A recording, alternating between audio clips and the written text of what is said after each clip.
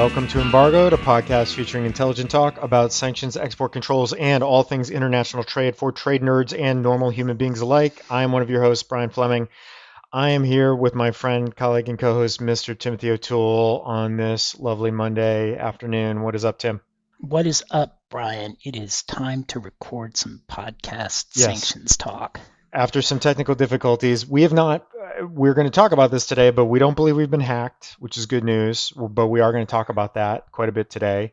You don't count it as over until the podcast is over, though. We might have our data locked down and a ransom demand made in the middle of the podcast. We're keeping our fingers crossed that won't happen. But first, there could also be a coup. Instagram. There could also be a coup in Canada where Tim is, or in Maryland where I am, and that would also upend our plans. But let's hope not. Actually, probably low likelihood in both places. Given recent events, I think Maryland is a lot more likely than Canada. But maybe, perhaps. We never count our chickens here on Embargoed. So in any event, thank you to everybody for joining us. It's a pleasure to be back. Thanks to everybody for weighing in on the last episode. Appreciate the feedback and the comments, as always. We had teased perhaps some guests coming on this time for scheduling and other reasons. We are pushing that off a little bit, but we will have those guests on eventually, maybe later this month. But for now, we are going to wrestle with a couple of big ticket items that have come up in the past couple weeks since we last recorded. Before we get to the roadmap for today, our normal preliminary comments that we are not here giving legal advice. We're not discussing confidential information. And in all views expressed on the podcast are those of me and Mr. O'Toole. Blame us if you do not agree with them. And if you do like the pod, please subscribe. Please spread the word. Please give us a rating. If you do subscribe, hopefully a 5-star rating. You can get us anywhere you get your pod content. So without further delay, here's what we're going to cover today. A fairly tidy outline by our standards. 4 topics, 3 in the main portion, and then 1 for the lightning round. So we're going to start off with number 1 is the OFAC ransomware advisory that came out actually just a day or two after we recorded the last episode. We're going to start with that. We're going to go then to a pretty interesting enforcement action settlement that was just announced that pertains to the Russia sanctions and Directive 4 as item number 2. Then we're going to shift to the big news also out of Canada about the Huawei CFO Meng Wanzhou and the deferred prosecution agreement that was announced just a couple of weeks ago, and her triumphant return to China in the wake of that. And then in the lightning round, we're going to talk sort of a flip side to the Meng resolution is another resolution that was announced out of SDNY of the Ethereum developer who got tangled up in a sanctions case involving his trip to North Korea, and a guilty plea that was just entered in that case a few days ago as well. So that's going to be the episode for today. Just those 4 topics. Plenty to talk about there. So we felt like that was more than enough to occupy us for this go round. So before we get started, Mr. O'Toole, any thoughts, any comments, any words before we get? Yeah, I mean, it's kind of fairly criminal heavy today, except for item 2, but we got three criminal cases / criminal activities on the agenda out of 4. That's a lot. Yeah, near and dear to our roots and our hearts. So this is a fun one for us to do. And so with that, let's dive right in. So topic number 1 is on September 21st, OFAC issued an updated advisory on potential sanctions risks relating to the facilitation of ransomware payments. And as most of you who are loyal listeners know, we covered the original ransomware advisory and guidance that came out last year on the pod. Not exactly earth-shattering changes, but I think some notable changes that are worth covering. The other thing that's interesting that came along with this as well is there was the first sanctions that were levied against a virtual currency exchange in connection with facilitating ransomware payments or the laundering of money in connection with ransomware payments, and that was Suex, which is a virtual exchange out of Russia. And we'll come back to that in a few minutes. But that was also, in typical OFAC fashion, they kind of tie up the guidance and the regulatory piece with some kind of enforcement or sanctions announcement as well, all in one to sort of bring maximum visibility to it. And that's pretty much what happened here. So on the advisory itself, just a couple words on that, a couple high points that I want to touch upon, and then a word about SUEX, and then I'll toss it over to Tim. So I think the advisory, in my view, sort of builds on some themes that we've been seeing quite a bit in terms of how to understand the scope of the risk in connection with the facilitation of ransomware payments, or even the payment of ransomware payments themselves. I think the term we used when we talked about this the last time was this advice and this guidance seemed directed at sort of the ransomware uh, payment ecosystem, if you will, and all of the actors that are involved in that, whether that be financial institutions, cyber insurance firms, digital forensics firms, incident response firms, other types of payment processors, certainly virtual wallets and virtual currency exchanges, and any other kind of private actors that are involved in that behavior and in those payments. And OFAC did actually, in the press release, they cited some pretty astonishing numbers about the uptick in ransomware payments, which are obviously pretty well documented. But as of last year, it was creeping up on $500 million in known Wow. ransomware payments that were made. Now, the true number could be quite a bit higher than that, but almost $500 million, or just under $500 million in known ransomware payments. Obviously, this is a problem that has grown exponentially during the pandemic, and so the idea that OFAC is going to use its soapbox to try to spread the word and bring awareness to this is not surprising. This is sort of more the same. I think the key themes that really have come out in this latest updated ransomware advisory, a couple of things that are sort of tried and true OFAC talking points. One is certainly that there's an expectation, clearly, that anybody who is kind of part of this ecosystem, part of this world, or has anything to do with ransomware payments, really needs to have an appropriate risk-based compliance program, so OFAC compliance program in place, because long gone are certainly the days that you can plead ignorance of the fact that facilitating these payments or being involved in these payments might um, not have anything to do with sanctions related considerations. I think clearly this has been well established, and that's sort of that friendly reminder is in there. Another is the idea that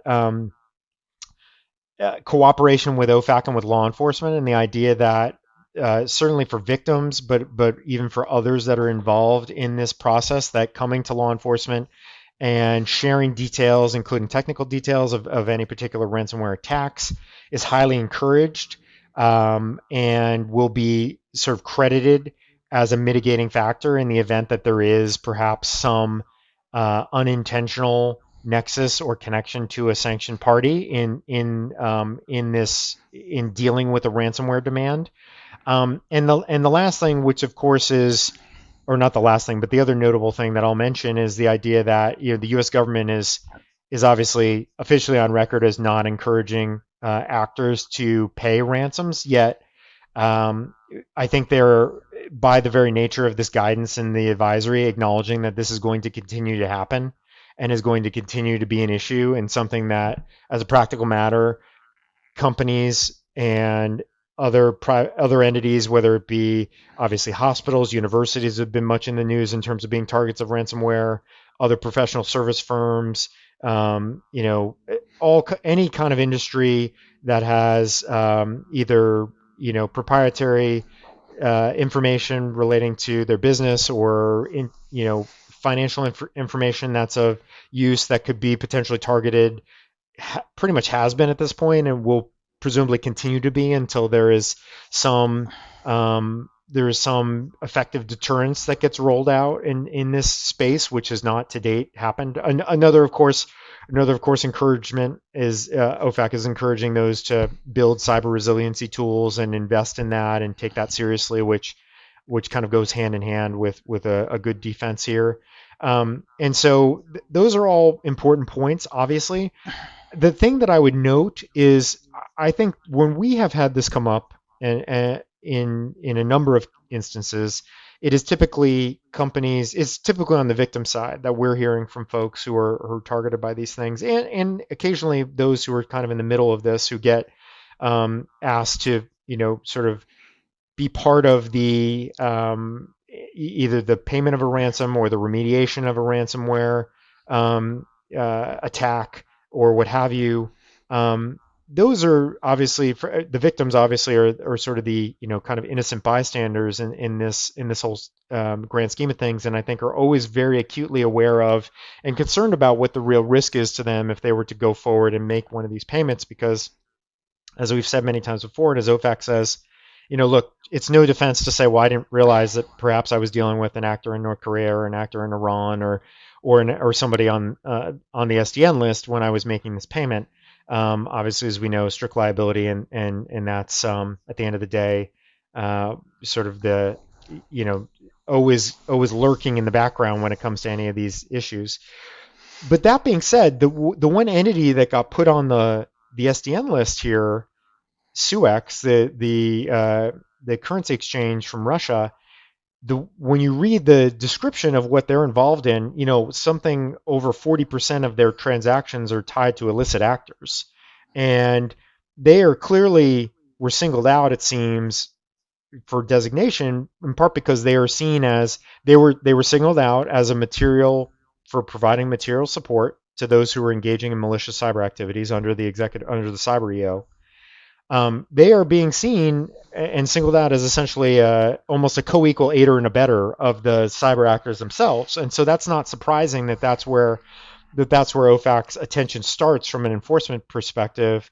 But I think so much of the advisory goes to the much lower level, innocent, if you will, or more innocent certainly, actors that are involved in this process and just trying to disentangle themselves from what can be just a incredibly messy and painful situation when you get a ransom demand and you're suffering and you're victimized by one of these attacks. So I think to me that was a little bit of a stark contrast, as the one example that was targeted is clearly a bad actor in the eyes of OFAC and by most objective standards, and yet most of the advisory is really, I think, speaking to the people that are maybe in more of the gray area or maybe even on the far end of the spectrum away from any kind of real gray area in terms of bad acting, but are really just purely worried about the strict liability aspect of all this. So anyway, that's another sort of big splashy statement OFAC's making on the ransomware issue, an issue that is not going away anytime soon, that continues to be front and center.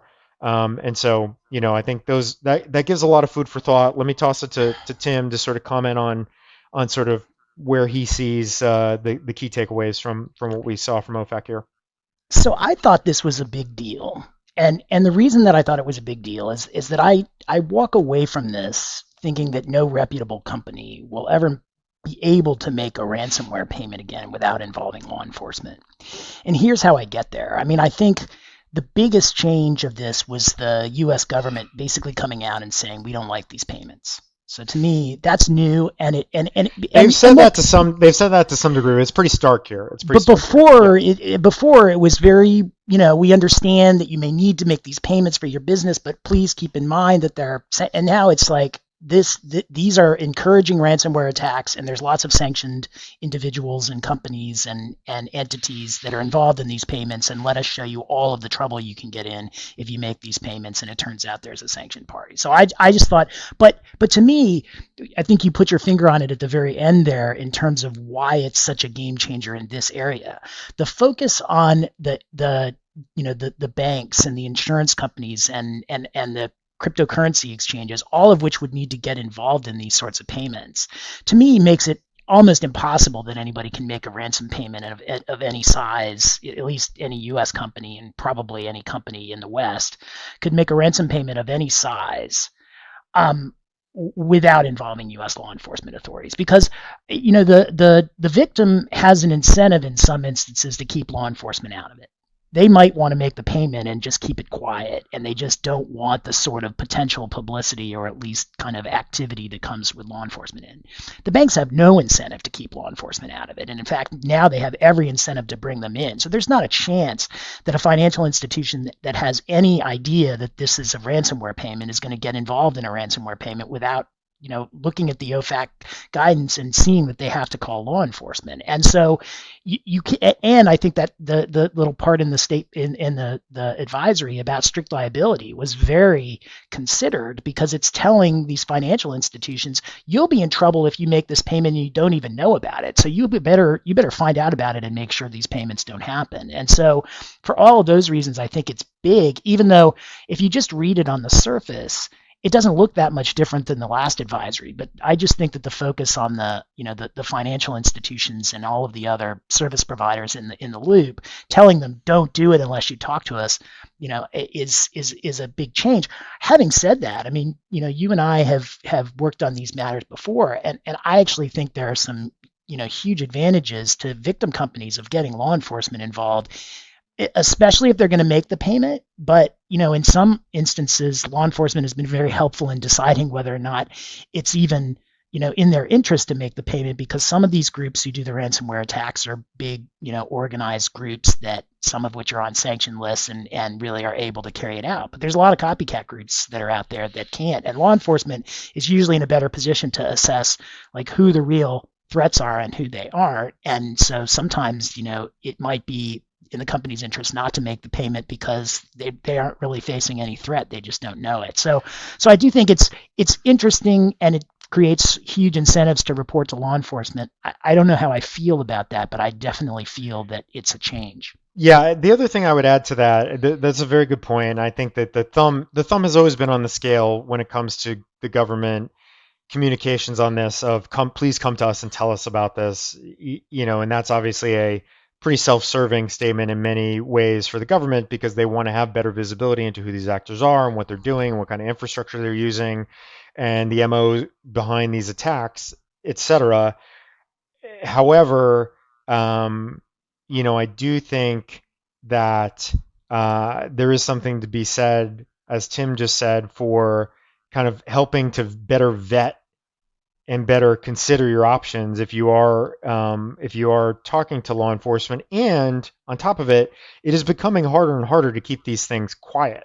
The idea that anybody thinks they're going to suffer a ransomware attack and nobody's going to know about it, and you can quietly pay the ransom and get access to your data, it is very, very difficult to swallow, quite frankly. If you're a public company, you're going to probably have reporting obligations to the SEC. If you're some other kind of if you're any other kind of institution, there may otherwise be other reporting obligations. Not to mention the fact that if you're of any kind of consequence or size or scale, it's just going to be known that you have been attacked. I mean, it's just not very easy to keep these things quiet. And so the fact that it's going to become public knowledge that you've been attacked, and if you try to quietly deal with it without involving law enforcement and perhaps going through, involving some intermediaries that are, perhaps just as unsavory as the people at the end of the chain that may have been, behind the keyboard, then that is not going to be you're not going to be doing yourself a service. So I think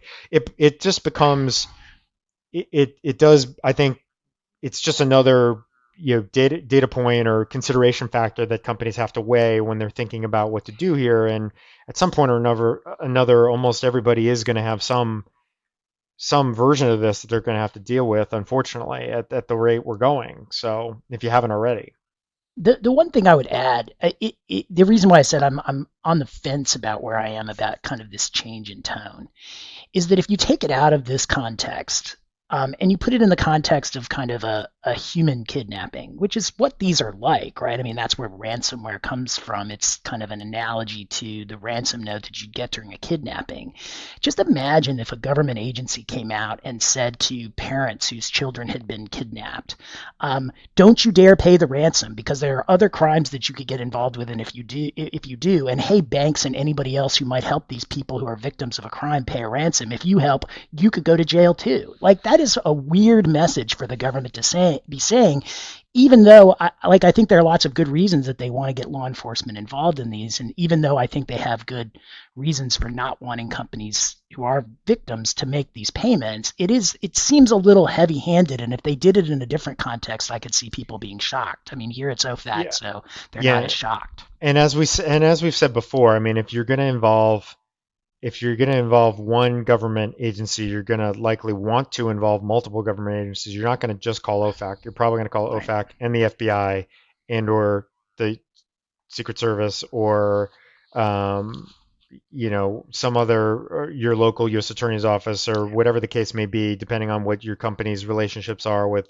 sort of government writ large, and then you often cede a certain degree of control over how you handle things at that point, which is a complicated thing to weigh, especially in the immediate aftermath of something like this, where you're worried about just being able to operate your business or your hospital or your educational institution or whatever the case may be. So it's these are incredibly difficult, complex issues. We're not suggesting that there's sort of a one size fits all here. I think this is just it's a little additional kind of spice and a little additional kind of um, you know uh, flavor that now gets added into the mix based on the new guidance, the new advisory, as Tim said. I think this does kind of reorient slightly sort of what the official kind of government positions are on some of this in the U.S. and how companies should be thinking about this as they're weighing what to do in the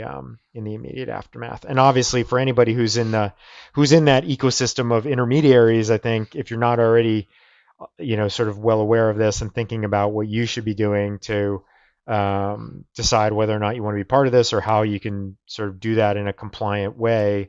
Certainly, I think the wake up call was sounded on this a while back and is now just being kind of the alarm is being rung again to make sure everybody is on top of this.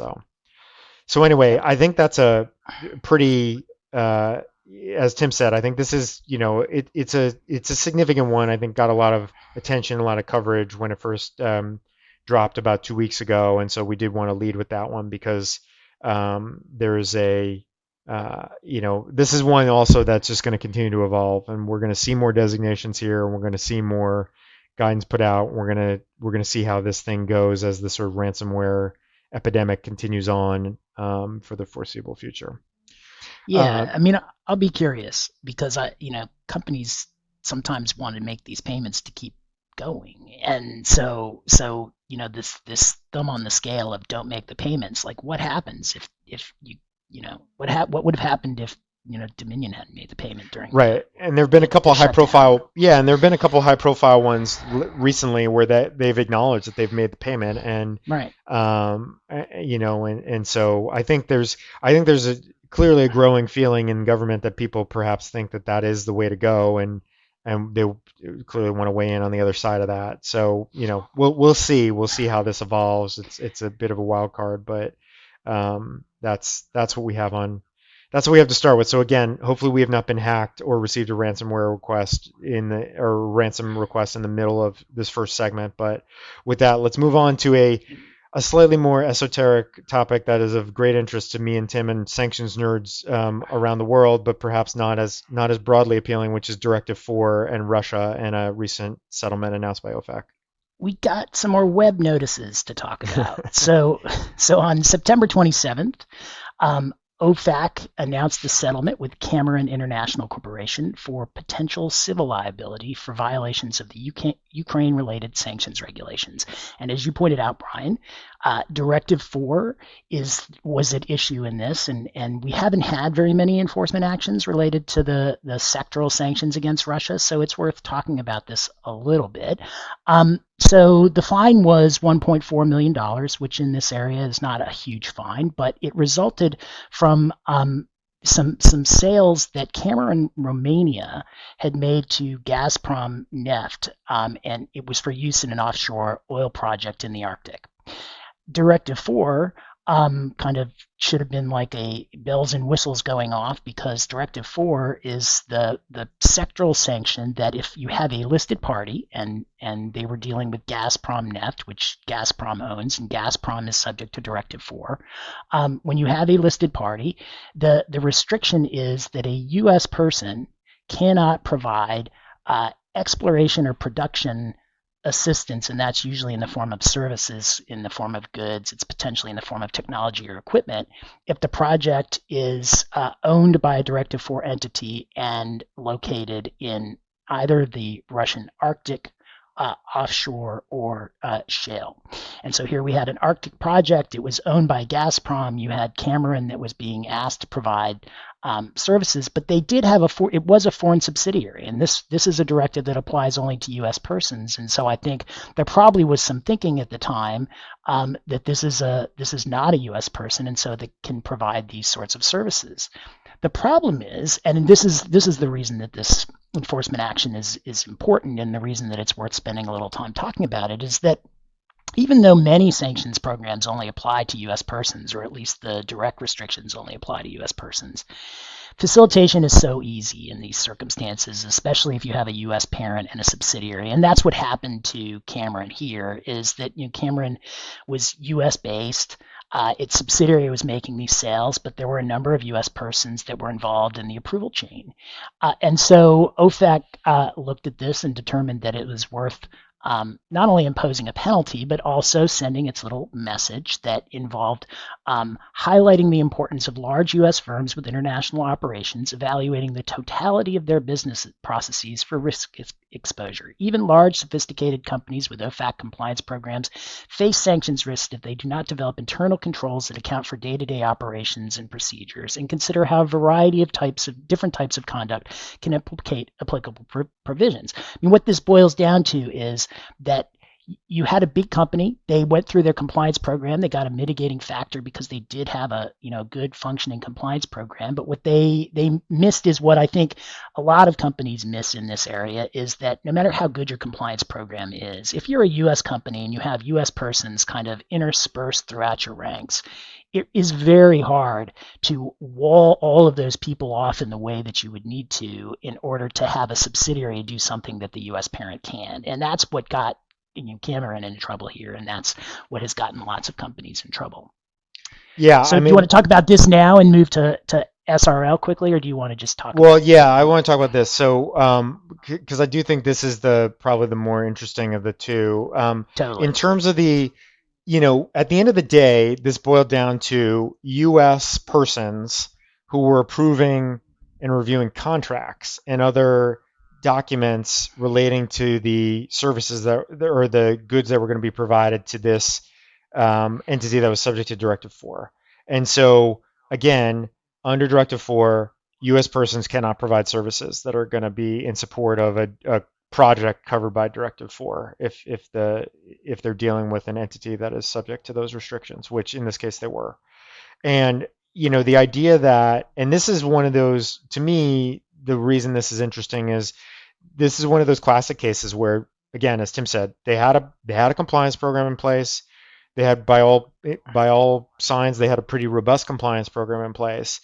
But this is sort of a little gap that nobody really thought of Right. in terms of the execution and the implementation, and in the real world, when we're going through our process of approving certain things and we call back to business persons in the United States and ask them to sign off on, yes, can we enter this contract? And they say yes, that is the provision of a service that is prohibited by Directive 4. If it is involving a Directive 4 entity, and it is involving a project that is covered by Directive 4, and that is exactly what happened here. So this is one of those kind of, to me, it's sort of one of those classic gaps that, and again, in fairness, this was when this all happened. This is now several years ago. So this was in the Yeah, 6 or early-ish. 7, I think. Yeah, this Yeah. is in the earlier days of Directive 4 being Yep. even out in the world, right? This is pre-COTSA, Yep. and this is sort of the contours of this, the understanding of this, are perhaps a little less well understood, a little less well developed. Essentially, it sounds from the notice that this kind of got flagged and got caught after Cameron was purchased, and there was a sort of post-merger integration review of compliance issues, and this was caught, and then they began sort of cooperating with OFAC thereafter. So that is how a lot of these things come up. And again, to Tim's point, I just think it is the idea that we talked about this a little bit the last time when we were talking about doing transactions in euros that were dealing with Iran, and there was a feeling that that was okay, but it was a sub of a U.S. entity that was doing those, so there you're running afoul of the Iran regs. Here, it's same with Directive 4. It's the idea that you have a non-U.S. sub that's doing the business, but then you still are not properly walling off or recusing U.S. persons from any aspect of that. It's not that the business itself is necessarily prohibitive as being done by non-U.S. part of the company. It's the fact that, as a practical matter, it's really difficult to completely wall off all U.S. persons from any kind of role in the decision-making chain, or if there had been, where we see a lot is that if goods go and then somebody would call back for a maintenance issue or a technical advice on how to repair something or how to implement some new change to the equipment, and they call back to the U.S., then voila, you have potentially a violation of Directive 4 if you've not sort of sufficiently walled those people off. So it's just a reminder that, as a practical matter, A, it's hard to spot this stuff on the front end, and B, it's hard to execute in practice and have this be airtight. It's just very difficult to do. Part of the problem, I mean, and we've come across this in a lot of different places, and including, when there was this general license H back in Iran. It, what you need to do to comply with U.S. sanctions law is almost the opposite of what you would want to do to run your business. So you have these foreign subsidiaries controlled by U.S. ownership because you want to be able to have some control over what these foreign companies are doing, and you're essentially running them to benefit the U.S. business.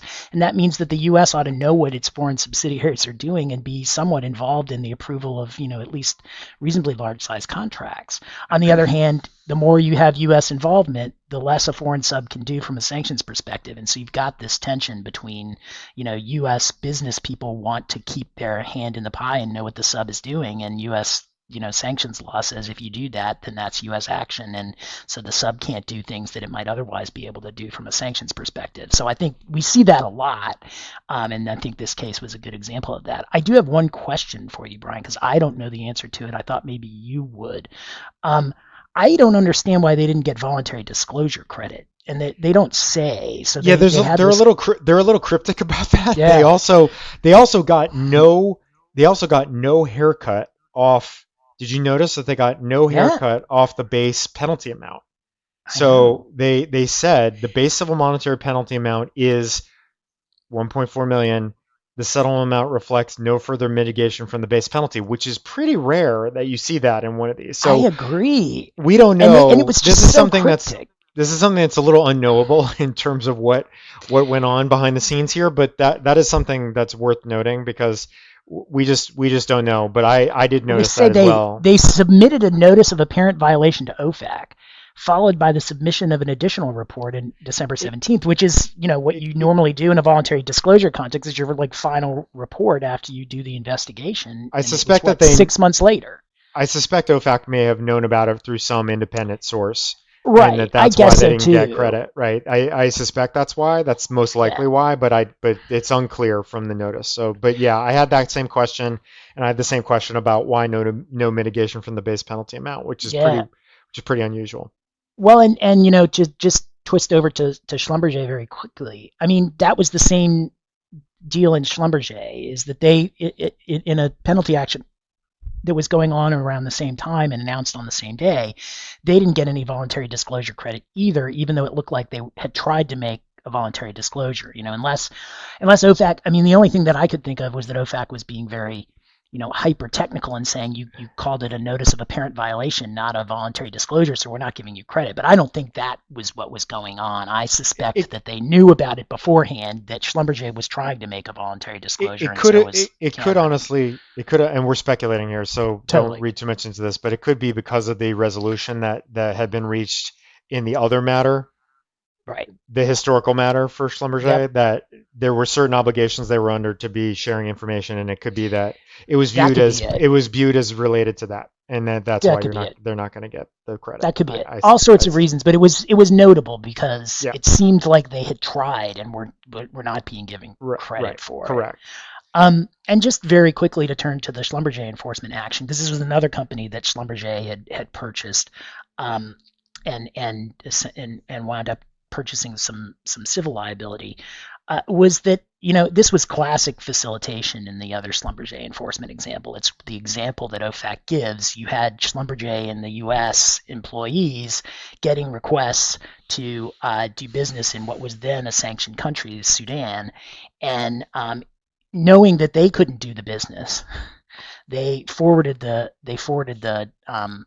request to the Canadian subsidiary, which did not have sanctions against Sudan, so that the Canadian subsidiary could do the same business. And that, is, as OVAC has said many times, is almost the classic example of facilitation. You essentially know you can't do the business, but you facilitate a non-U.S. person in doing it. Yep. It's what's not allowed under the sanctions. Right. I don't have much more to say other than No, that. I think I don't either. And honestly, this is a question this is one of the most common questions we get on just kind of a regular basis, which is, well, we're worried about facilitation risk. Is this facilitation? And nine times out of 10, the answer is no, this is not facilitation. Here's why. Here's what Right. facilitation is. To Tim's point, I think this is kind of a classic case of what is actually facilitation, which is a U.S. person who is not able to pursue the business, him or herself, or the company itself, and forwards it to a colleague outside the U.S., and thereby essentially allows that business to be pursued by the non-U.S. entity, and that's kind of the classic example of this. And I think that's Right. kind of what this embodies, and that's why we don't see. I think every year maybe there's one or two of these that come up, and it is a very important point just from a Right. black letter sanctions compliance standpoint to remind people in compliance and people in your business sort of what is and is not facilitation, what you can't do, and they note here that the people who were involved had some training on this and Right. related On topics, this and point, that's this yeah, exact point, I think, yeah. and with respect to Sudan, It I mean, is it I was. mean, in fairness, it is an easy one to sort of screw up, quite Oh, frankly, totally, because as totally. a common sense matter, it might not occur to you that this is problematic if you're not sort of rooted to what's in the regs and what are we allowed to do and not allowed to do. But for those who are aware of the concept of facilitation and know that this is something they have to be on the lookout for, this is kind of an example of that, obviously. Well, and I think they gave it as almost a remedial example to say, Right. look, this company actually had a compliance program. They were training on this issue, and they emphasize in the little lessons learned that you have to take steps to ensure that all relevant personnel receive and then highlight and understand existing sanctions prohibitions. And so like this was one where they could show. I'm sure the company came in and said, hey, we trained our people on this, it's not our fault. And Right. OFAC said, to a certain extent, said, yeah, kind of agree, but you got to make sure that when the training gets done, it actually They're does abiding by something. it. Yeah, Yeah. exactly. So, anyway, so those are two kind of interrelated, interesting enforcement action settlements that were just released that are we thought were worth covering. And with that, let's move now. Let's head back into the criminal realm to deal with one big ticket item that just got resolved, which is the resolution of Meng Wanzhou's case, Huawei CFO, which had been pending for a long time, which we have covered extensively on the pod, and which somewhat surprisingly was resolved just a little less than 2 weeks ago with a deferred prosecution agreement, which I do not think anybody was expecting, in part because it certainly seemed as if the DOJ and the US government had drawn a line in the sand that this is one, given all the trouble that has been and the battles that have happened over extradition from Canada. Of course, she's been in British Columbia, in Vancouver for the last couple of years, and they were getting close to perhaps a final decision from the Canadian courts on that. Everything to date had been favorable for the U.S. on that, but this was obviously quite an anchor in terms of the diplomatic strife that it was creating between not only the U.S. and China, but also Canada and China. And of course, there were two Canadian citizens who had been detained and held by the Chinese, accused of essentially being spies, seen as being a pretty direct tit for tat for their part in the extradition proceedings, which I'll come back to in just a second because amazingly enough, that got resolved on the heels of this pretty much immediately. And so I think the idea that this case was resolved through a DPA, I will say, among my former DOJ cohort, and obviously I know personally know some of the people who were involved in this case, and among the alums of my old office at DOJ National Security Division, I think there was a lot of surprise and a lot of disappointment that this is the way that this went down, because it seems to send the message, and a lot of the press coverage has hit on this as well, that um, China can sort of use its bully pulpit and its leverage to essentially take hostage a few other individuals to counterbalance what we had been saying, what the United States had been saying all along was a straightforward, objective application of our laws and was a righteous prosecution of somebody who had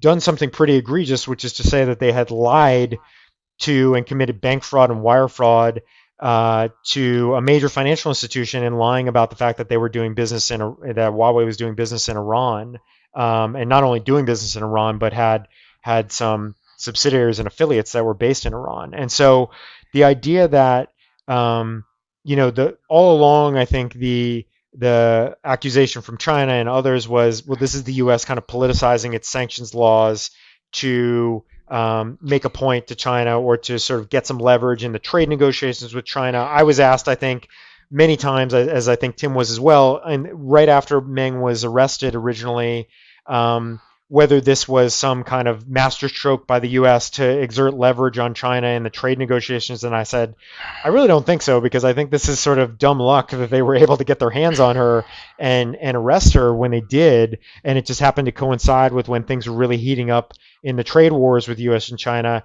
But now, in the way that this has now been kind of backed out, it sort of looks a lot like that's really all this was. And of course, China took every opportunity to sort of play that angle up. They released the two Canadians right away to make it look like a spy swap, which is something, of course, that the U.S. and Russia used to do during the Cold War, and it makes it look like this was just a political prosecution and there was nothing to it.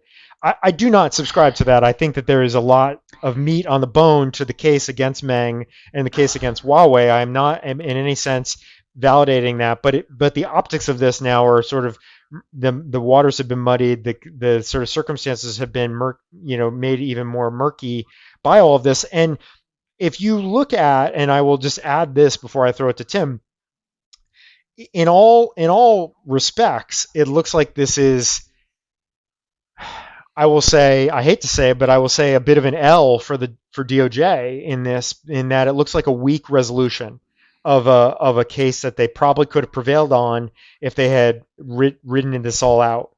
And now that's me Monday morning quarterbacking a little bit. I know that there are 1,000 other considerations that go into why you do something like this or why you agree to something like this. And what DOJ really hangs their hat on, and they go all in on this. And if you look at the press release and look at all of the quotes from all of the government officials, this is the win for them, is that she admitted to lying to the banks. That she even though she did not plead guilty, she admitted to lying to HSBC. She admitted to lying to the banks, and that now is going to be the linchpin or a linchpin of the prosecution of Huawei, the company that is still ongoing. And that is what they lean into heavily in terms of what their big takeaway is. Putting aside the fact that she returned to China to a hero's welcome, that China then released the two Canadian prisoners and made it look like this was just a political deal, which the U.S. has totally disavowed that was the case and that this was coordinated, and that China has just done that to try to, essentially give a middle finger to the US and the Canadians to make it look like this was all orchestrated and it just a big political dust up all along. But it is the fact that she admitted to lying, and that is really what unstuck this whole case, is that when her lawyers came forward and said, here's our compromise solution, she will admit to in a statement of facts that she misled and lied to the bank, but she's not going to take a guilty plea. And that was the middle ground that was reached, and that's what ultimately resolved this case. And look, in some ways, this is a bit of a unicorn of a case, because to take somebody this high profile and a company this high profile that is so integral to China and its sort of economic strategy and its global image, it is difficult to disentangle her case from all of those things. And so I grant you that this is much higher degree of difficulty than your average criminal case to try to resolve for those reasons. That being said, I think there are a lot of people who are highly critical of this resolution, and they feel like she got off easy, and it's because she's a person of influence who was backed by the Chinese government that she is now, she was living in her mansion in Vancouver, now she's back living in her mansion, presumably in China, and is going to go on her merry way and thumb her nose at the U.S. government and the Canadian government for the rest of her days, presumably. That she kind of got away scot free, more or less, not having had to plead guilty to these charges. So, in any event, that's a lot, but I have a lot of thoughts and a lot of feelings on this. I know you do too. So let me turn it over to you, and then we can take it from there. So first, let me congratulate our friends over at Zuckerman and Bill Taylor. Yeah. Tip of the hat. Yep. Some No great doubt. defense, No defense doubt. work. I mean, look, this is a win for Mrs. Meng. I mean, I don't care how you wrap it up. She wanted her liberty. She's home in China to a hero's welcome, completely at liberty. With the DPA conditions, when you read through them, the first part of them, you're kind of shocked because they were very clear to negotiate everything, and so she was going to get on the plane, and she was not going to have reporting obligations, and they were very clear that she was basically going to be completely unrestrained in her liberty, and she was going to be required to abide by the terms of the DPA. But good luck in enforcing that, because pretrial services is not all that keen to go. They're not effective on keeping tags on they're not on prisoners in Beijing. No, they're not. drop Or in by Shenzhen, rather. In Shenzhen. they're not doing drop by visits in Shenzhen to see Nope. if Mrs. Meng is honoring the terms of the DPA. No, they are not. So the ability to catch violations of this DPA are pretty close to zero. And I too was struck, and DOJ has to take its victories where it finds them, and so that the exhibit to the DPA, in which the facts were laid out in pretty great detail, and she now is prohibited from ever contesting those facts in a U.S. court, will be helpful to DOJ in its case against Huawei, and it will be helpful, and it will be harmful if Mrs. Meng ever were to run afoul of the terms of the DPA and be prosecuted for this. But the fact is that she wanted her liberty and she got it, and they wanted some sort of criminal case against her and really didn't. And the reason, in my view, that she didn't really boils down to, and it's not just because I'm here, I mean, it's Canada. The extradition proceedings had gone pretty well for the government, although the first decision did rely on what the court stated was a question of first impression about whether there's a bunch of Canadian cases under the Fugitive Slave Act about not enforcing U.S. law when U.S. law is different from Canadian law, and the Canadian court decided, and probably reasonably so, I think it would have been upheld, that the Fugitive Slave Act was different than the Iran sanctions, and that this was a little bit of a twist on the Iran sanctions because of the bank fraud issues. But that one was not a slam dunk, but the one that was coming up involving the cell phone, as I understand it, also would not have been necessarily a slam dunk, because there were arguments that they had done things to her cell phone that they weren't supposed to do. I think it was the Canadian police at the U.S. instigation, but I'm not positive about that. But I know that there were issues with the cell phone as well in the extradition proceedings. So it's going to be a while. And you had, against that backdrop, you had these two Canadian citizens, Mr. Spavor and The Michaels. and Michaels, who were basically being held for ransom until Mrs. Meng was returned. And Canada was not anxious, even if the extradition had been a slam dunk. I think Canada was not anxious to extradite and then kind of have Mr. Spaver and Mr. Michaels face the wrath. And so I think from Canada's perspective, this was a great settlement. So, for my current the country in which I am currently hanging out for a little while, I think was the big winner here because Canada doesn't have to face the music in the sense that probably on the law the extradition was valid, but there were some tough issues. Certainly on the does Canada want to extradite Mrs. Meng to the U.S. and know that that's going to mean that two of its citizens are probably going to get held forever for no reason.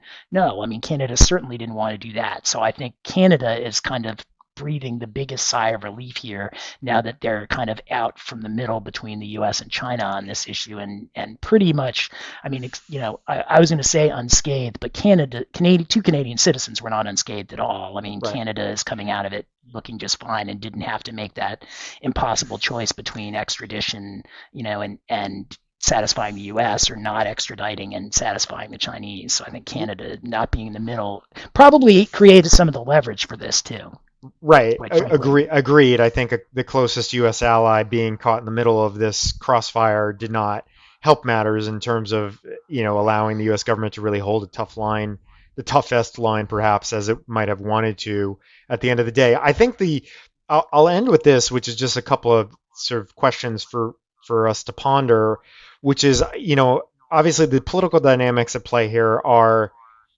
about as complex as they could possibly get for the reasons you just described, because of the three countries involved, because of the nature of what Huawei is and what it represents, because of the fact that U.S. sanctions and Iran are in the middle of this. The global financial system is in the middle of this. This is about as complicated as it could possibly get in terms of disentangling something like this. So I guess my question is, and some version of this has been asked in a number of think pieces and otherwise that I've seen since the resolution was announced, is does this signal to China that they have the ability to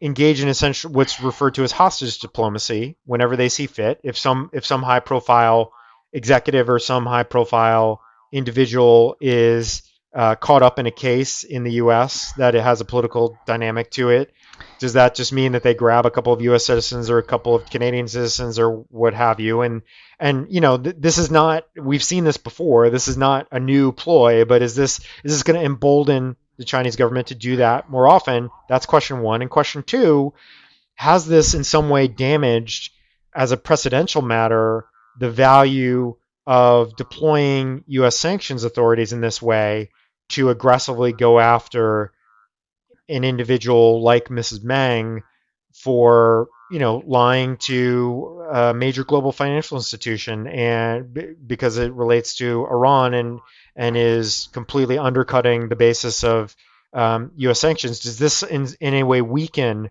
or water down the ability of the U.S. to sort of have full faith that it can enforce, in certainly in the criminal context, its sanctions authorities going forward?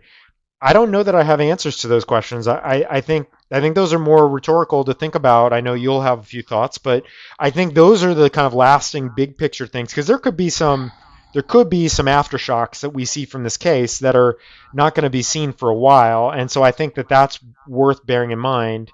That everybody should you know keep an eye and an ear open as to how this plays out over the next few years, perhaps even. Those are great questions. I mean, I have some thoughts, some quick thoughts I knew you would. on them. I knew you would. Yeah, just I mean, even though they are rhetorical, I have some quick thoughts. So one is, in some ways, this case I think is kind of a one-off, and so it probably won't have that sort of really bad effect. That's kind of on the one hand, and the reason I think that is because I don't think this prosecution was at all political when it started, I'm not sure it ever was a political prosecution in that sense. But the the arrest of Mrs. Meng as she was transiting Canada was pretty aggressive. And so I do think that that probably created some of the backdrop against what you saw as the Chinese reaction is not just the prosecution of her, but kind of doing what they were probably viewed as kidnapping her off a flight in which she wasn't really in the U.S. Yeah, So, if she had been flying to Los Angeles or New York or San Francisco or something like that and had been grabbed at the airport, I think you're right. I think that takes away a lot of the salacious political conspiratorial aspects of all of this, right? but what makes me a little more pessimistic about it? So I think this case is unusual in that sense, and that created a dynamic in which this sort of thing could happen. I'm not justifying it for that reason, but I think that it's that fact pattern is less likely to be repeated because I did think that arrest wasn't well thought out. It didn't seem like they realized how mad China would be and what a predicament the Canadians would be in for doing this, and didn't hadn't really kind of gamed that out as to how that would play out. And so I think they, as long as there isn't this sort of really aggressive type action, I think that you might not have this sort of aggressive type reaction that we've seen. But the reason that I'm not that confident in that is because I also think this was in part a function of what happened during the Trump era, and I'm not sure that it's over, which is there was this kind of view that all prosecutorial actions were political. I mean, we had a president who was calling prosecutorial actions looking into his administration a witch hunt, and everything that they did was a witch hunt, and talking and making threats to go after his rival in the 2016 campaign and to lock her up, and it just made it seem like it made it seem to the outside that there was this that you could point to the U.S.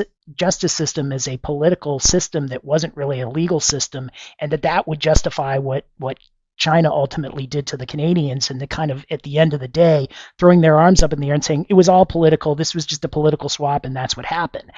I don't think you can disassociate that from what was going on in the United States at the time, and to some extent still is. You have this incredibly increased atmosphere of politicization in the justice system, and in that atmosphere it really is easy to take advantage of it from the other side. If the justice system depoliticizes, I think that the environment gets less ripe for that. If people have more confidence that a prosecution of someone from China is just about the facts and the law, as opposed to part of the big China war that the Trump administration had declared, at least on the trade side, and then kind of wrapped up in the idea that they had made it okay for the highest levels of the U.S. government to say, yeah, all the Justice Department is doing is just political, and any prosecution that we don't think is of anybody close to us is political. It just creates an environment in which people can get more aggressive, as the Chinese were here.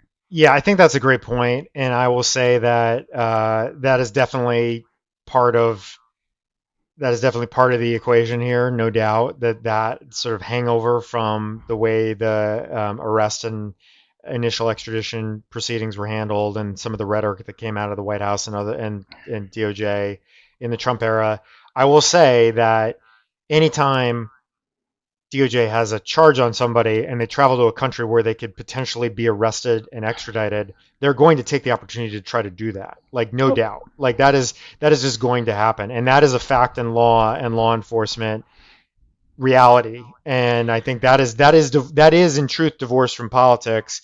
However, your point is 100% spot on, that I think it has become at least much more difficult, publicly, to kind of divorce those things, or to not assume that there is perhaps some ulterior motive driving that type of a decision. And I also agree with your point that in this specific case, given how complex the issues were and the dynamics were going to be and the repercussions were going to be, perhaps they said, damn the consequences, we're going to arrest her and we're going to get her down to the US, we don't care.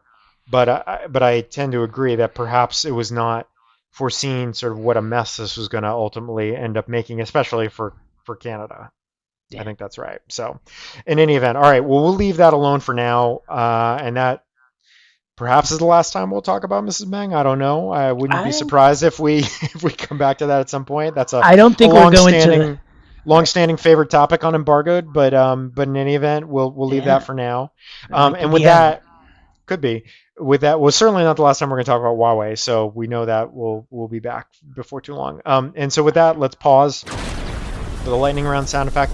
And with that, we're gonna actually go to a bit of a bizarro flip side of Mrs. Meng's case, which is a case in SDNY that was also just resolved, but a better outcome for DOJ, and also somewhat maybe a little bit surprising, and that's the case of the Ethereum developer Virgil Griffith. And I'll turn that to Tim. Yeah, so we have talked about this case before on the podcast. I think we talked about it when Mr. Griffith was indicted in January of this year, or January of 2020. Wow, time really flies. Um, but so Mr. Griffith was known as the crypto bro, or at least he has been in some of the reporting on this and some of the some of the blogs as well. He is a cryptocurrency expert. U.S. person who apparently lived in Singapore at the time, was invited to go to a conference in the DPRK to talk about cryptocurrency, and he went to the conference and he spoke about cryptocurrency, and he was then charged with providing services to the People's Republic, or Democratic People's Republic of Korea, the DPRK. It was basically violating the Korea embargo. He pled guilty very recently to those charges, or at least to conspiracy to violating the North Korea sanctions.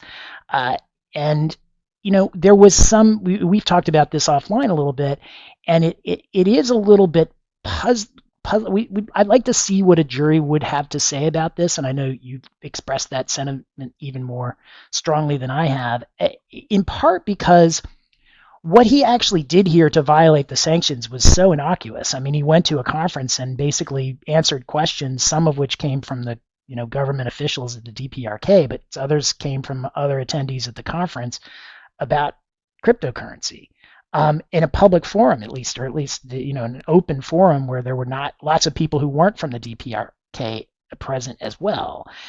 This it's hard to believe that a jury would have automatically convicted it for willfulness on those facts. Now, there was another fact about this case that I'm going to throw it over to you, Brian, because I'm not sure how I feel about it. So the other fact that I think would have been much more problematic in front of a jury, although maybe it shouldn't have been, is that before going to this conference, Mr. Griffith had asked the State Department for permission to travel to North Korea. As I understand it, there is a law that allows the State Department to, not allow U.S. passports to go travel to particular cases, and the State Department has invoked that law with respect to Korea, most likely because the law that the statute under which the North Korea sanctions have been adopted under, the statute that allows for the regulations, expressly forbids OFAC and the president from carving out travel. So this is it's IEPA, it's the International Economic Emergency Powers Act, and under IEPA, there is a travel carve out so that you can't sanction travel, which is why most of the sanctions don't apply to travel. Now, they had decided to use this passport provision to restrict travel to Korea, but it's not even clear to me that is really a restriction on U.S. persons. It's basically a practical restriction, because most countries want you to be able to travel somewhere using a valid passport, and if the U.S. withholds permission, then the country that accepts you might not accept you because you don't have a valid passport that is backed up by your government.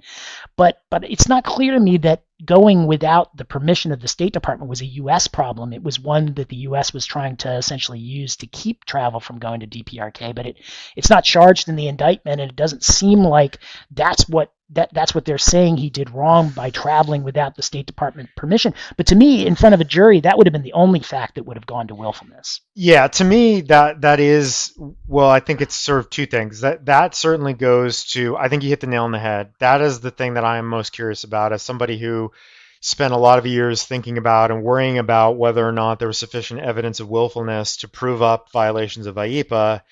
The idea that traveling to speak at a conference and to mostly discuss, at least the way it was argued in the papers, the way it's been reported, that um, share sort of publicly available information about cryptocurrency and blockchain and the rest and the like would amount to a knowing, purposeful. It could be proved that Mr. Griffith knew what he was doing was illegal, which is the definition of willfulness. Knew what he was doing was a violation of the North Korea sanctions regs in providing services, providing prohibited services to North Korea. To me, that's a very open question whether that would be the case and whether they could have shown beyond a reasonable doubt that that was the case. I think the State Department kind of forbidding him or refusing to grant him permission or grant him a visa or grant him authorization to travel, that certainly goes to that. But the idea that sitting in front of a room full of people and explaining, the ins and outs of cryptocurrency and blockchain amounts to providing a service when you could argue, and it seemed by all accounts his lawyers were prepared to argue to the jury that this is information that the North Koreans could have and in fact do have access to otherwise Right. because it is publicly available. You know, that's not a slam dunk defense, but it is certainly a colorable defense. I think that seemed to be what they were winding up and ready to do. Now look, we all know that, and Tim and I have both been on both. Oh, I've been on both sides of this, and Tim has certainly been on this side on the defense side of things. That when you're facing down a trial and you're facing down what could come if you were convicted by a jury, there are many reasons that defendants change their plea at the very late stages pre-trial and decide to plead guilty. Many good reasons, good and valid reasons for doing that, and we don't know whether he has any indication what his sentence may be, and he's going to be sentenced at some point next year. So I'm sure we may come back to that point. But my only point is this fact pattern was so peculiar in the grand scheme of things. Peculiar on the one hand, but also on the other for anybody who has ever, given a talk anywhere where they worried that there might be people from a prohibited country or that they're worried about these types of things. This would have been interesting because we don't have case law really on this. So if there had been a jury verdict, if this had been appealed, if there had been something along those lines that could have perhaps fleshed out what the bounds of the services, willful provision of services in violation of the North Korea sanctions regulations could stand in for willful provision of services in many other sanctions programs, quite frankly. That would have been interesting to see. And so Yeah. I think that's kind of, to me, again, by all accounts, this is weighed heavily on Mr. Griffith, and I'm sure that the decision to plead guilty was not taken lightly, and so hopefully he will be able to get through his plea and his sentencing and move on with his life after this. But at the end of the day, from a sanctions nerd perspective, I would have loved to see kind of what kind of law could have been made out of this case. Quite frankly, is sort of what it comes down to. Yeah, I mean, 99% of cases don't go to trial because there's so many strong incentives not to. I mean, it's expensive to go to trial. It takes a long time to go to trial. If you're locked up and you're waiting for trial and it takes a long time to go to trial, you spend a lot of time in jail, even if you win the trial, which means it doesn't do you much good to win the trial. The sentences are longer if you The go to trial trial than if penalty. you plead. Yep. Yeah. So there's a lot of reasons. So I can understand, why there may have been a guilty plea here. But just from a pure law nerd perspective, it's really kind of a fascinating question because he was told not to travel to North Korea, but it's not illegal and it's certainly not part of the sanctions against North Korea to travel to North Korea. But that's the main fact of willfulness, is that they told him not to go and he went anyway. But he's not being charged with going when he was told not to. He's being charged with speaking at a conference and knowing that and providing what appears to have been publicly available information. And by doing that would be providing services to the North Korean government, which is sanctioned, and that he knew that was illegal, not the travel, because the travel isn't what he's charged with. That strikes me as a really good question to see if jurors can really parse that, because it doesn't seem like they have much of a willfulness case, but for the travel, and the travel shouldn't count. So, if I had been doing that case, I'd have been moving to exclude the evidence that he was told not to travel to North Korea because it may have been irrelevant. And he might have, that if he could have gotten that excluded, he'd have gotten a lot better plea deal here. Right. I think that's right. So in any event, that's all. We don't have much more to offer on that at this point. There's really not much that's been said publicly about this other than to announce the plea and that we now have a record on the docket that the plea's been entered. There's a sentencing coming up next year, as I said, but that's about it. So we'll keep an eye on that and we'll see what papers get filed in advance of the sentencing, and perhaps there'll be some light shed on some of the circumstances that led to this and some of the other details that will come out in advance of the sentencing. But for now, we'll leave it with that. And so that's all we have for this week. That is our 4 topic episode, which took over an hour because Tim and I can never manage to be, except for the last episode, which was in fact under an hour, our all lightning round episode. But I think that's all we have for this week. So thank you as always for joining us. Any parting words, parting thoughts? Are you gonna? No, I'm looking forward to having guests at some point. Yes. But not, we're not committing to a date. Not at this point. We're tough. We're tough to pin down when it comes to that. But in any event, thank you again to everybody for joining us. Pleasure as always. As we're moving into the fall now and into October, we'll be back. Should be back on the regular schedule in 2 weeks, kind of mid to late October again. So until then, we hope everybody stays well and stays sanctions free. Stay sanctions free, everybody. Thanks, everybody. Bye.